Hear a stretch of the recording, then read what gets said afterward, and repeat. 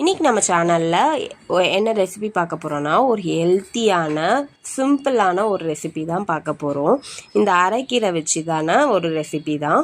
இந்த அரைக்கீரையில் என்ன பெனிஃபிட்ஸ் இருக்குதுன்னு நான் சும்மா இன்றைக்கி கூகுள் பண்ணி பார்க்கும்போது அதில் நிறைய கால்சியம் இருக்குன்றாங்க. ரத்த சோகை இருக்கவங்க இதை நல்லா சாப்பிட்டோன்னா ரத்தம் அதிகரிக்கும்ன்றாங்க. முடிக்கும் இது நல்லது அப்படின்னு போட்டிருக்காங்க. அது எவ்வளோ தூரம் உண்மைன்றது எனக்கு தெரியாது. ஜஸ்ட் இந்த இன்ஃபர்மேஷனை நான் உங்ககிட்ட ஷேர் பண்ணுறேன். இப்போ வாங்க நம்ம எப்படி செய்கிறதுன்னு பார்க்கலாம்.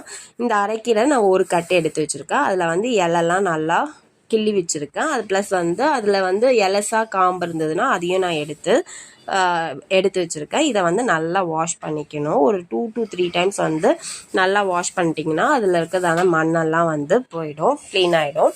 இப்போ இந்த அரைக்கீரைக்கு தேவையான பொருள்லாம் பார்த்திங்கன்னா, ஒரு மீடியம் சைஸ் தக்காளி, ஒரு 6-7 பல்லு சின்ன வெங்காயம், 3 பல் பூண்டு, கொஞ்சமாக புளி, ஒரு 2-3 பச்சை மிளகா. ஒரு வேளை நீங்கள் பச்சை மிளகா காரம் நல்லா சாப்பிடுவீங்கன்னா 3 சேர்த்துக்கோங்க, இல்லைனா 2 சேர்த்துக்கோங்க. இப்போ இது எல்லாத்தையும் ஒரு எந்த பாத்திரத்தில் வேக வைக்க போகிறோமோ அந்த பாத்திரத்தில் போட்டுக்கணும். வெங்காயம், பூண்டு, புளி, தக்காளி, பச்சை மிளகா எல்லாத்தையும், அப்புறம் நம்ம க்ளீன் பண்ணி வச்சுருந்தாதான கீரை. இந்த பாத்திரத்தில் போடும்போது கீரை நல்லா ஃபுல்லாகவே இருக்கும். ஆனால் வேக வேக ஒன்றுமே இல்லாமல் பாத்திரத்தோட அடியில் ஒட்டிருந்த மாதிரி ஆகிடும். அந்த அளவுக்கு நல்லா வேக வச்சு எடுத்துக்கலாம். இப்போ கீரையும் போட்டுட்டு 1 டம்ளர் தண்ணி ஊற்றிட்டு உப்பு, மஞ்சத்தூள் மெயினாக மறக்காமல் போட்டுக்கோங்க. இதெல்லாத்தையும் போட்டுட்டு ஒரு 15 மினிட்ஸ் நல்லா வேக விட்டுருங்க. 15 to 20 மினிட்ஸ். இப்போ பார்த்திங்கன்னா இந்த பாத்திரமே ஃபுல்லாக இருக்குமா, ஆனால் வேக வேக பார்த்திங்கன்னா கொஞ்சம் கொஞ்சமாக கம்மியாயிட்டு பாத்திரத்துக்கு அடியில் வந்துடும். அந்த ஸ்டேஜில் வரும்போது நீங்கள் ஸ்டவ்வை ஆஃப் பண்ணிக்கோங்க. மத்தில் நீங்கள் கடையிறதா இருந்தால் கடைஞ்சிக்கோங்க. நான் ஜெரேமுக்கு தரதுனால அவன் அப்படிலாம் கொடுத்தா சாப்பிட மாட்டான். அதனால் நான் மிக்சியில் ஒரு சுற்றி எடுத்துகிட்டு வந்துட்டேன்.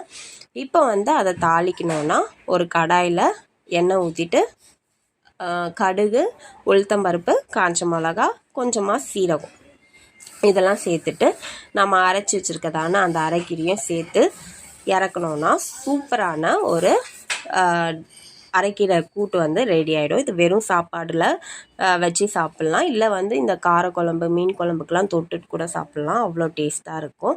சைட் டிஷ் பார்த்திங்கன்னா இதுக்கு கருணக்கிழங்கு செஞ்சுருந்தேன். இந்த கருணக்கிழங்கு ரெசிப்பியும் வீடியோவில் இருக்குது, அதையும் ட்ரை பண்ணி பாருங்கள். இதோட டேஸ்ட் ரொம்ப சூப்பராக இருந்தது. மறக்காமல் இந்த வீடியோ உங்களுக்கு பிடிச்சிருந்ததுன்னா லைக் பண்ணுங்கள், ஷேர் பண்ணுங்கள், சப்ஸ்கிரைப் பண்ணுங்கள். நெக்ஸ்ட் வீடியோவில் பார்க்கலாம். பாய்.